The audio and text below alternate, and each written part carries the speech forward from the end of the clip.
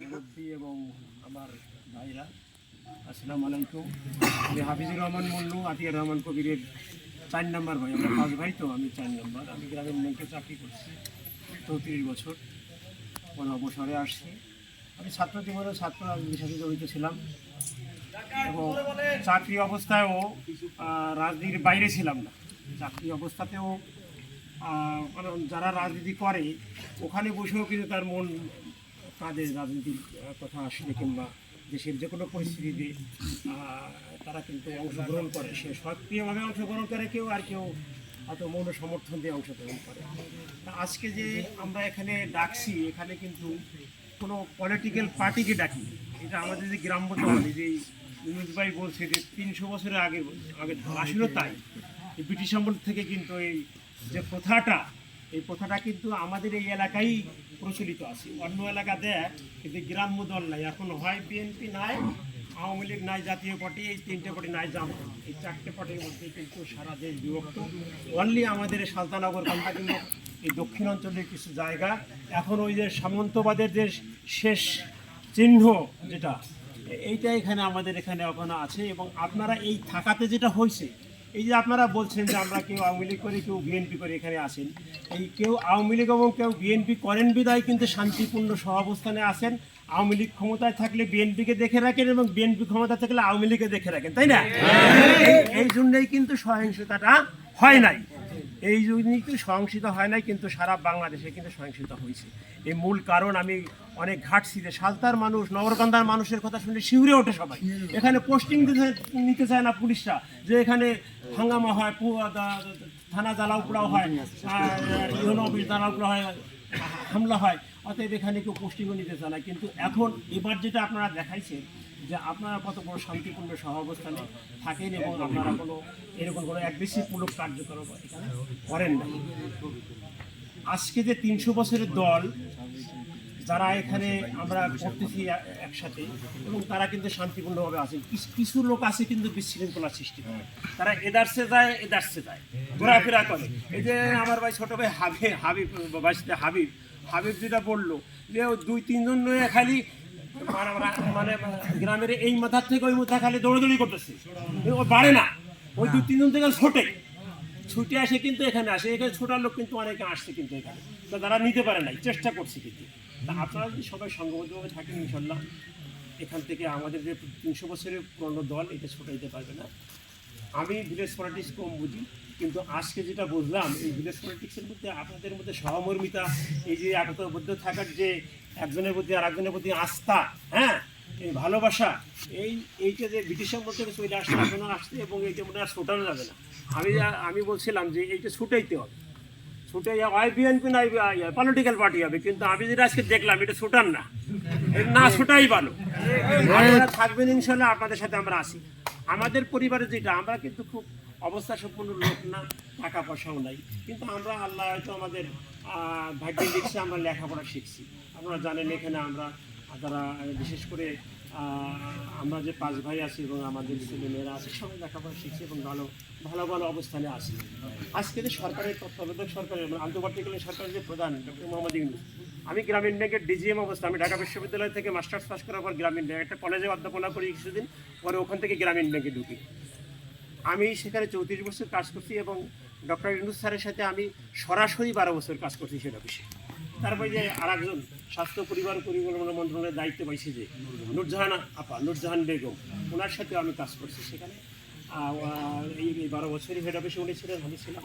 এবং ওনার সাথে অত্যন্ত সম্পর্ক, দুজনের সাথে অত্যন্ত সম্পর্ক ভালো। যারা ফেসবুক সালাম দেখেন যে ওনার সাথে আমার প্রায় পোস্ট হয়, এবং আমার বন্ধুরা বলে যে ওই ডাক্তার ইউনূসের কাছে যায়, কিছুদিন পর যায় এটা আর ছবি তুলে পোস্ট দিয়ে দেয়। তো স্যারের কাছে অত বড় মানুষের কাছে গেলে ছবি তুলে পোস্ট দেবো না? আমার এক ছেলে এক মেয়ে, মেয়েটা ডাক্তার, ও সুইডেনে থাকে, ওর স্বামীর কাছে চলে গেছে। ছেলেটা বুয়েট থেকে ইঞ্জিনিয়ারিং পাস করছে। তো ওরে একবার নিয়ে গেলাম, চল ডক্টর ইউনূসের কাছে যাই। তারপরে আমি যাবো কিছুদিন, ওখানে চলো না যাই। তারপর ওই সময় আমার ড্রাইভার ছিল না, ওখানে তুই ড্রাইভ করিস, আপনার তো আমার বাসে যাইতে হবে। গেলাম, ওকে নিয়ে গেলাম, এবং ওনার যে ব্যবহার, মানে যাকে যাবেন আপনি যদি ছবি তুলতে যান আপনার একটু জড়াই ধরবে। তা বললো যে বাপি আমার ছিল, উনি এত ভালো, মানে উনি যে কত ভালো লোক। আজকে আবু সাইদের বাড়িতে, আজকে যে বীরশ্রেষ্ঠ আবু সাইদ, 1971 আমরা স্বাধীনতা পাইছি 1947 সালে একবার, 1971 সালে একবার, আর 24 সালে আরেকবার পাই। কিন্তু এই বাঙালি জাতি, এই বাংলাদেশিরা কিন্তু স্বাধীনতার সুফল ভোগ করতে পারে নাই। এই 24-এ আমরা 71-এ যে স্বাধীনতা পাইছিলাম, একটা ভূখণ্ড পাইছিলাম, কিন্তু অর্থনৈতিক স্বাধীনতা পাইনি। এই 24-এ যে যুবকরা, যে ছাত্র যুবকরা যে স্বাধীনতা আনলো, এটাতে আপনাদের অর্থনৈতিক মুক্তি দেবে আমি আশা করি। এই যে যুবকরা বুকে রক্ত ঢেলে দিয়ে এই দেশকে স্বাধীন করেছে, এই স্বৈরাচারকে বিদায় করেছে, হ্যাঁ, আমরা যদি আর এইরকম সামনে যারা ক্ষমতায় আসে তারা যদি আর এইরকম আচরণ না করতে পারি, এই যুবকরা কিন্তু শিখিয়ে দিয়ে গেছে। এই দেশটা কিন্তু, দেশের মালিক কিন্তু জনগণ, সরকার না। সরকারের কোনো টাকা নাই, সরকার আমাকে জনগণের উপর দিয়ে ভাঙ্গাই খায়, ঠিক আছে? এই জনগণ, আপনি প্রতিনিয়ত কিন্তু, প্রতিদিনই কিন্তু আপনি ট্যাক্স দিচ্ছেন।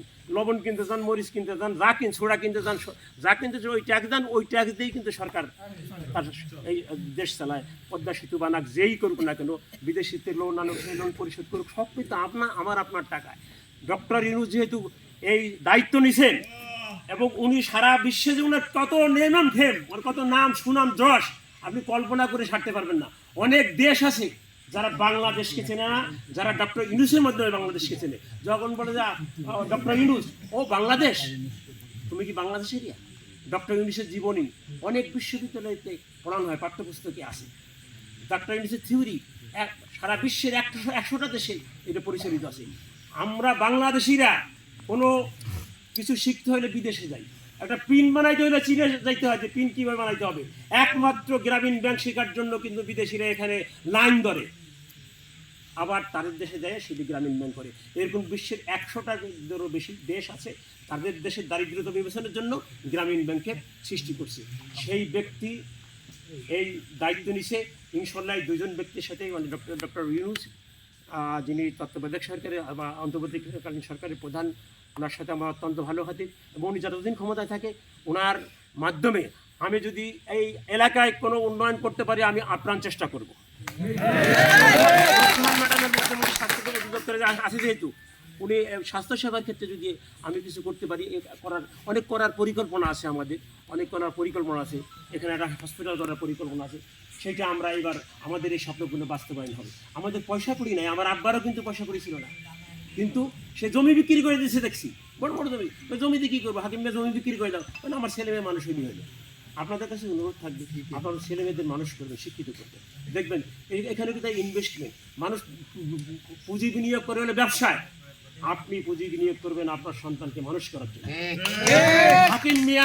হাকিম মিয়া পুঁজি বিনিয়োগ করছিল তার ছেলেদের মানুষ করার জন্য, তার ছেলেরা মানুষ হয়েছে ইনশাল্লাহ, তার নাতিপুতিরা মানুষ হয়েছে।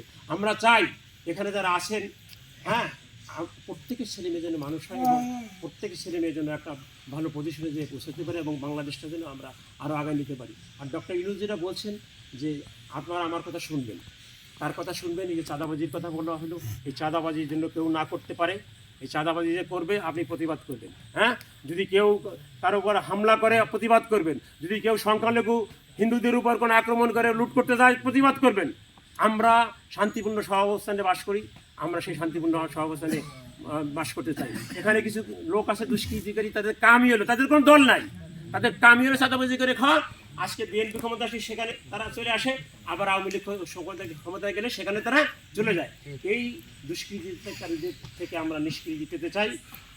আগামীর বাংলাদেশ যেন একটা সোনার বাংলাদেশ হয়, হ্যাঁ, ভালো বাংলাদেশ হয়, যেখানে মানুষ আমরা নিশ্চিত ঘুমাইতে পারি, আমরা যেন ওই ফুলতলা যাইয়া দল বেঁধে বসে থাকতে পারি, চা খেতে পারি, আমরা যেন পুলিশের গাড়ি আসে দৌড় দিয়ে পালাতে না হয়, সেরকম একটা বাংলাদেশ চাই আমরা। আর আমরা তো কিছু চাই না, শান্তিতে ঘুমাতে চাই, হ্যাঁ, তাই তো চাই, আমাদের আর কিছু চাওয়ার নাই। ইনশাল্লাহ সেই কাজটা আমরা যদি করতে পারি। আমার 22 থেকে তুমি আছে, আমি আছি, ইনশাল্লাহ আমার শেষ বয়সেও আমি অনেক পোস্ট দিয়েছি, যারা দেখেছেন যে আমি 71 সালে জন্মগ্রহণ, 71 সালে মুক্তিযুদ্ধের সময় আমার বয়স ছিল 10 বছর, যে কারণে আমি কম বয়স থাকার কারণে আমি মুক্তিযুদ্ধে দিতে পারিনি। কিন্তু 24 সালের মুক্তিযুদ্ধে আমি বয়স বেশি হয়ে গেছে, আমাকে আমার ছেলে মেয়ে বউ যাইতে দেয় না, হয় তুমি মরে যাবা, মানে দৌড় দিতে না পারি। আমি মুসলমান, আমি বিশ্বাস করি আমার যেখানে মৃত্যু আছে সেখানে হবে, এবং যেভাবে আছে সেভাবে হয়তো আমি যাব। আমি প্রত্যেকটা প্রোগ্রামে কিন্তু ঢাকা থেকে আমি গেছি। আমি এখানে এসে জানেন আমাকে 2 বার অ্যারেস্ট করছে, আমি এই দেশের জন্য লড়ছি।